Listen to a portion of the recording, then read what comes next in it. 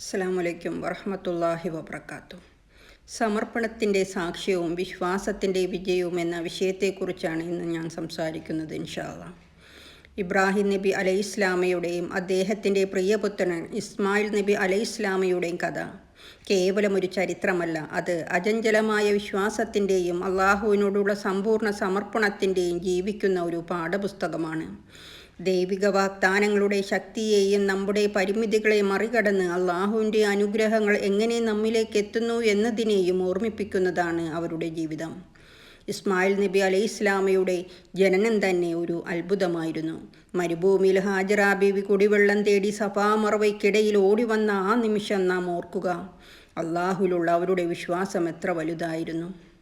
അപ്പോൾ അള്ളാഹു നൽകിയത് വെറുമൊരു നീർച്ചാലായിരുന്നില്ല, മറിച്ച് ലോകാവസാനം വരെ നിലനിൽക്കുന്ന സംസം എന്ന അനുഗ്രഹീതമായ ഉറവയായിരുന്നു. ദശലക്ഷക്കണക്കിന് ആളുകൾ ഇന്നും ആ വെള്ളം ഉപയോഗിക്കുന്നു.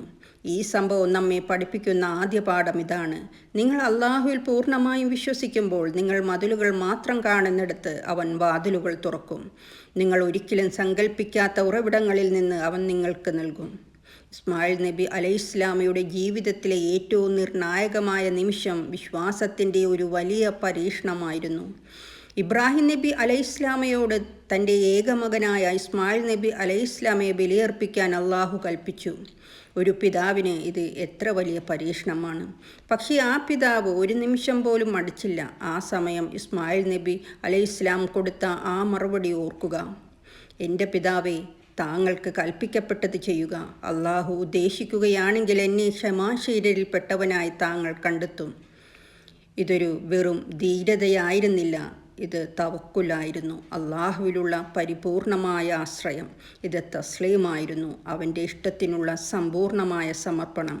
അള്ളാഹുവിൻ്റെ കൽപ്പന എത്ര കഠിനമാണെങ്കിലും എപ്പോഴും ഒരു വലിയ നന്മയ്ക്ക് വേണ്ടിയാണെന്നും എപ്പോഴും അഗാധമായ ജ്ഞാനവും ആത്യന്തികമായ കാരുണ്യവും നിറഞ്ഞതാണെന്നും ഞങ്ങൾ ഉറച്ചു വിശ്വസിച്ചു.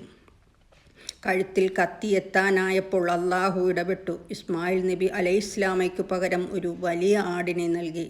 ഇത് അവൻ്റെ കാരുണ്യത്തിൻ്റെ അടയാളവും അവൻ്റെ ശക്തിയുടെ സാക്ഷ്യവുമായിരുന്നു.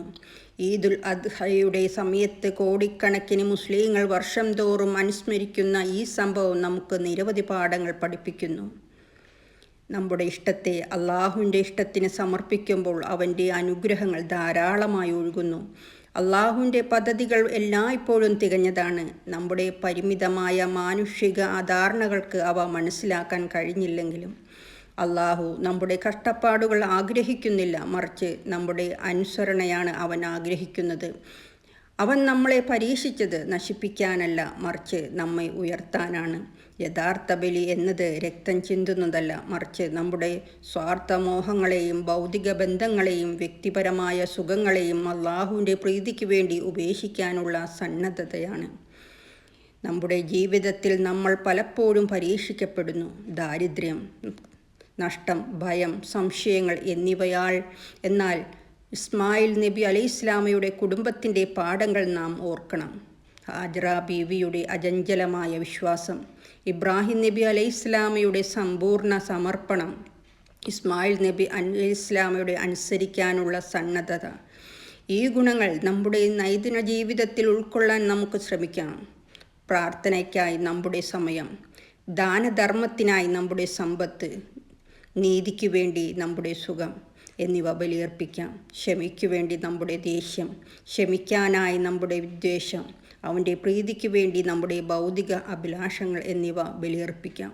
കാരണം ആത്മാർത്ഥമായ ഭക്തിയിലൂടെയും അചഞ്ചലമായ വിശ്വാസത്തിലൂടെയും പൂർണ്ണമായ സമർപ്പണത്തിലൂടെയുമാണ് ഈ ജീവിതത്തിലും പരലോകത്തും നമുക്ക് യഥാർത്ഥ സമാധാനവും ലക്ഷ്യവും ആത്യന്തികമായ പ്രതിഫലവും കണ്ടെത്താൻ കഴിയുന്നത്. നമ്മെ എല്ലാവരെയും സ്ഥിരതയുള്ളവരിൽ നിന്നും യഥാർത്ഥത്തിൽ കീഴടങ്ങിയവരിൽ നിന്നും ഉൾപ്പെടുത്തുമാറാവട്ടെ. അസ്സലാമു അലൈക്കും വറഹ്മത്തുള്ളാഹി വബറകാതുഹു.